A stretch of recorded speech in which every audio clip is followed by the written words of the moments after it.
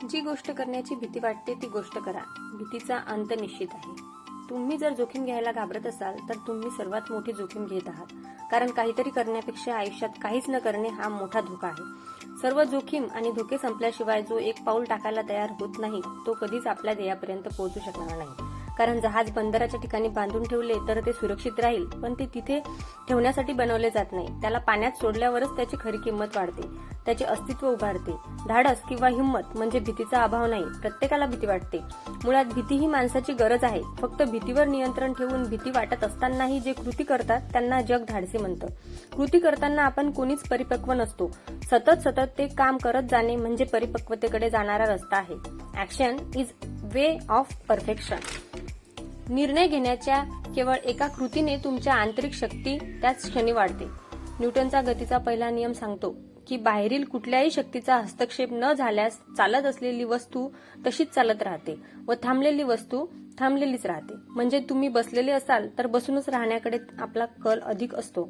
त्या स्थितीत राहण्याची ही प्रवृत्ती मोडून चालायला लागण्यासाठी थोडी मेहनत लागते, पण एकदा आपण चालायला लागलो की चालत राहणं सोपं होतं.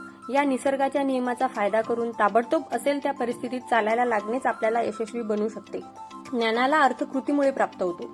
कृती नाही तर आपल्याजवळ असलेल्या डिग्र्या काहीच कामाच्या नाही. सुरुवात हा कुठल्याही कामाचा सर्वात महत्वाचा भाग आहे. वाट पाहू नका, सुरुवात करा. कारण सुरुवात करण्यासाठी तुम्हाला अगदी हवी तशी वेळ कधीच येणार नाही. जिथे तुम्ही आहात तिथून जी काही साधने तुमच्याकडे आहेत त्यांना घेऊन सुरुवात करा. फक्त सुरुवात करा. तुमचं डोकं तुम्हाला आपोआप प्रतिसाद देईल. एखादी गोष्ट आपण करू शकतो हा विश्वास निर्माण करण्याच्या खात्रीचा मार्ग म्हणजे एकदा ती गोष्ट करणे हा होय. एकदा आपण काही करण्यात यशस्वी झालो की आपण ही गोष्ट करू शकतो असा विश्वास आपोआप वाढीस लागतो. नमस्कार मैत्रिणींनो, मी सुषमा. मी एक गृहिणी असून घराची मुलांची जबाबदारी सांभाळताना कुठेतरी मागे पडलेली स्वतःची जबाबदारी घेण्याचा हा छोटासा प्रयत्न. कारण आपण गृहिणी असलो म्हणून काय झाले, आपल्यालाही आपले जीवन समृद्ध, आनंदी आणि प्रभावी बनवण्याचा अधिकार आहे. कारण आपले जीवन आपली जबाबदारी आहे. त्या जबाबदारीची ही सुरुवात तुम्हाला कशी वाटली ते कमेंटमध्ये नक्की सांगा. आणि हो, विचार आवडले असतील तरच चॅनलला लाईक आणि सबस्क्राईब करा.